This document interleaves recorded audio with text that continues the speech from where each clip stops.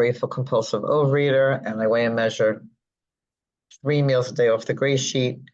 I turn them over to my sponsor. I don't eat no matter what.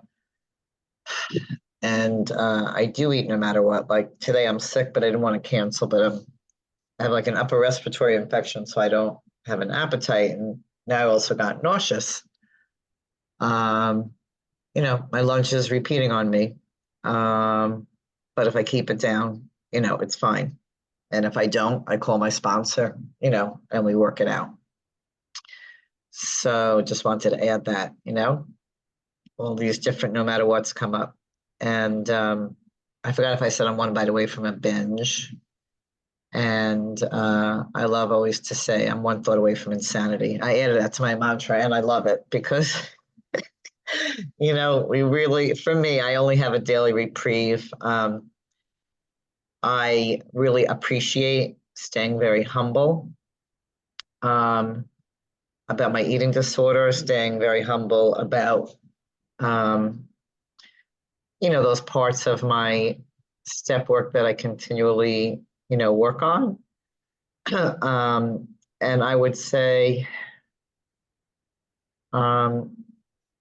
like to do 5 minutes each on physical, spiritual, and emotional. I would say one of the most glaring differences on the physical from when I started in 1992 to now is that I just never thought I would have this kind of freedom, around my food and what I eat and how I eat and how much I eat. It's just the greatest thing ever invented. Great sheet. I'm so glad I'm not running to take Ozempic.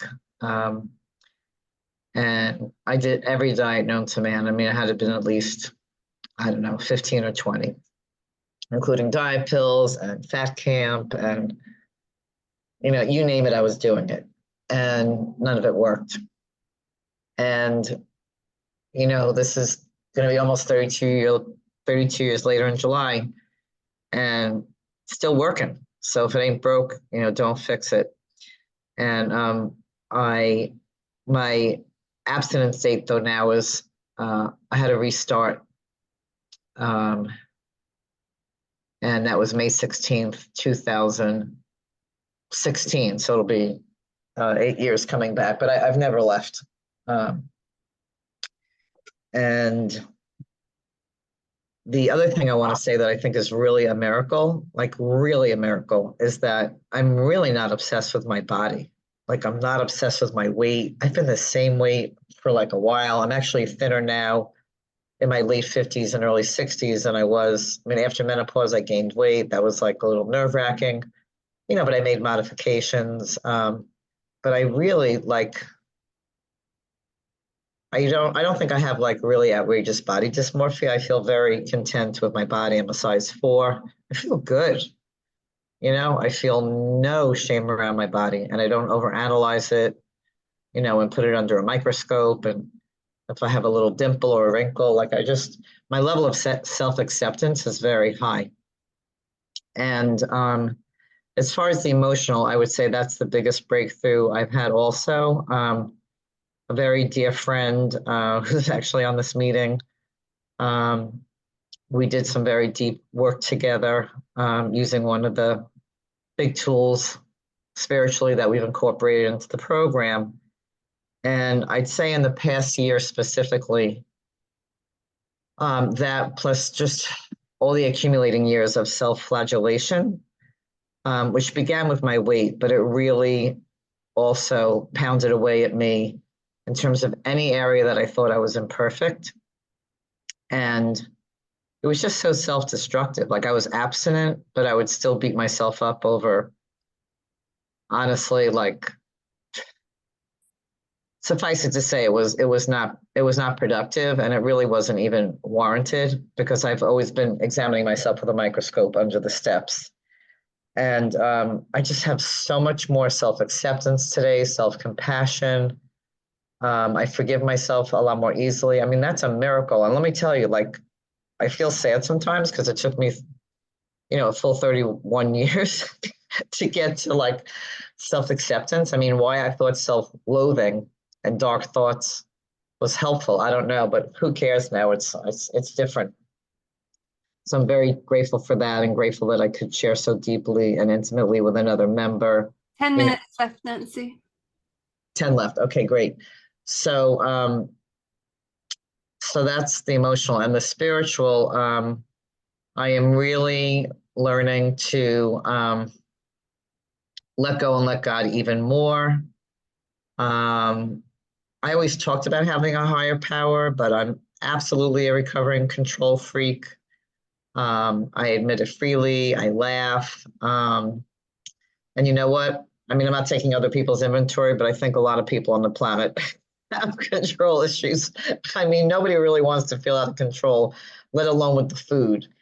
And I have to say, that was the one area of being out of control that produced like an enormous amount of pain and shame. I mean, enormous, and frustration.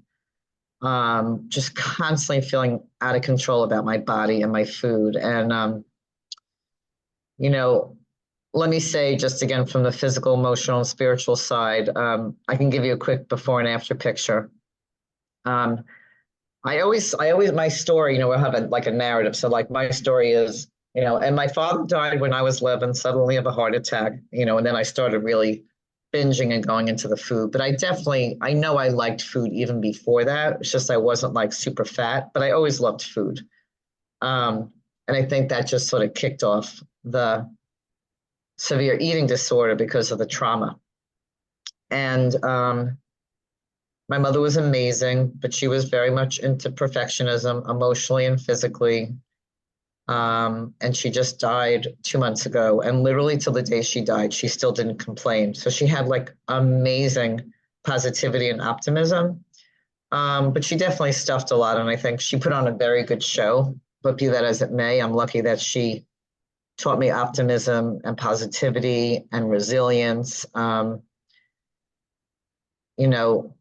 She definitely didn't model being a victim. I think I definitely incorporate that trait because I really sacrificed myself for her. So I definitely learned to be codependent at a very young age. I was a parentified child. I was the baby counselor. So I was like, quote, strong and wise, and I mean it, as a young teenager. But I always had, my hand in the food to soothe myself as I tried to be, a superhero kid.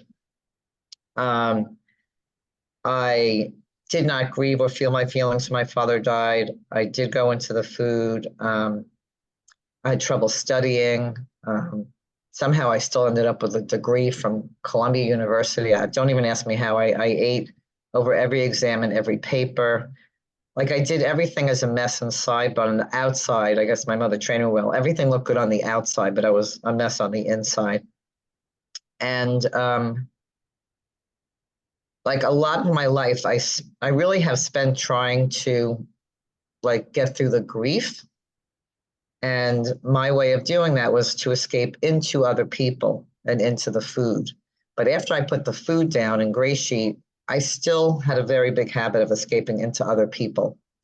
But thank God, on an emotional level, I mean, Gray Sheet was like, we know how it is. It's 4.0, 12.0, 16.0, 8.0, whatever it is, 1 tablespoon leveled with a knife. Reading ingredients. I mean, it is black and white rigorous. And that's what I love about it, because that gives me the freedom. That is what helped me become honest. But I can tell you that before Gray Sheet, or when I was about to go on Gray Sheet without exception, because I did it with exception for 2 years, because I thought I'll never get married. It's too weird. And I don't really need to do it that way. And I did it for 2 years until, of course, that didn't work.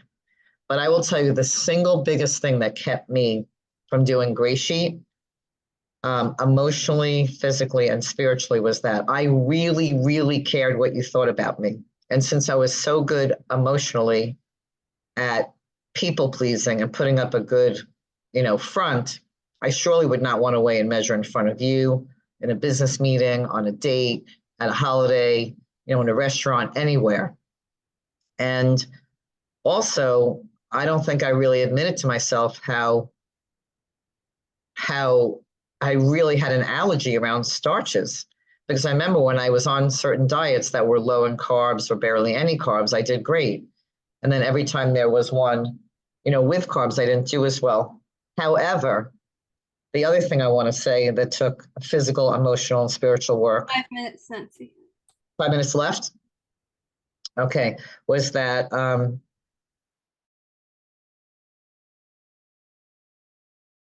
4 ounces of, a cluck protein.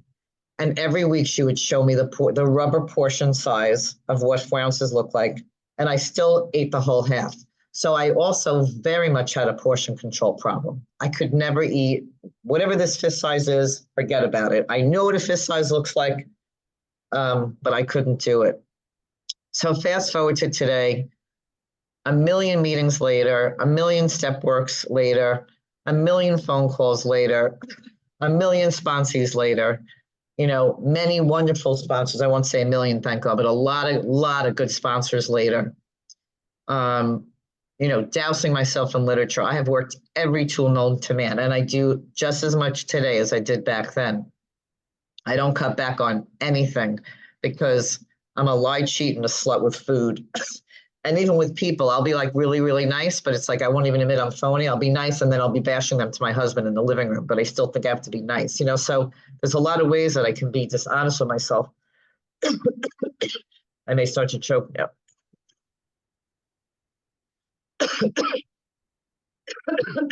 Sorry. Let me just get some water. 1 second.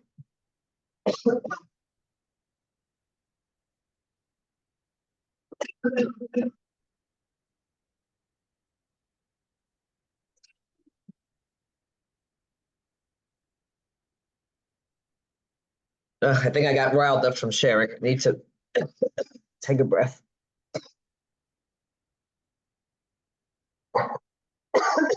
Shoot, sorry. Okay. I'm going to wrap it up with this. That when my mother died 2 months ago, there was a dramatic difference in how I managed the trauma. I was abstinent. I took the train from New York to Long Beach every day. I had 2 meals prepared every day with 2 scales and backups. Sometimes I ate the meal I brought. Sometimes I went out to dinner alone if I needed like a really good 10 meal. I did not fight at all with my brother and sister when I wanted to control all the medical decisions. I facilitated, I mediated, I compromised, I let go, I backed off. And every day, all the things that I wanted to do medically, I kept saying, let go, Nancy. And literally for a week straight, day by day by day, God kept checking off the list because the doctors ended up sort of agreeing with what I was thinking. And I didn't have to force anything, and I didn't have to fight, and I didn't have to control it. I was with my mother till her dying day. I have 0 regrets. I was a really, really, really good daughter. I love my mother unconditionally, no matter what happened. And I know she adored me. I didn't die with having any grievances against her. I accepted things she did that may have hurt me a long time ago, but she did the best she could. So I didn't eat for the 10 years she had dementia. I didn't eat leading up to the 3 weeks where she was dying. I didn't eat the day she died. I didn't eat the day of her funeral. I wrote a great eulogy. I was clear. I made a luncheon for her, for all my relatives. I was smiling. My mother would have wanted it to be a celebration of her life and a party, and it was. And I have not eaten no matter what since the day she died. And that is a dramatic difference from what it was like when my dad died when I was young. And that's the testimony of my spiritual, emotional, and physical progress. He died 50 years ago. And so it's been, after 50 years, even if you have a slow recovery, something sinks in. 1 minute. Yeah, so I'm forever grateful to program. I just believe in plugging away. And I really do believe that every day is a new day. I cannot rest on my laurels. I had a few day ones in restaurants because I wasn't willing to get up to call my sponsor over like a piece of vegetable or a protein, but it was still legit day one. It doesn't matter if it was a morsel or a piece, you know what I mean? So I guess in those moments, I still cared at that. I don't know why. I mean, I had years and years when I did this sometimes, and I still was like freaked out about what the person would think. So that shame and self-consciousness was very strong. Now it's pretty much, it's really gone. So that's my before and after picture. That's my share on the physical, emotional, and spiritual.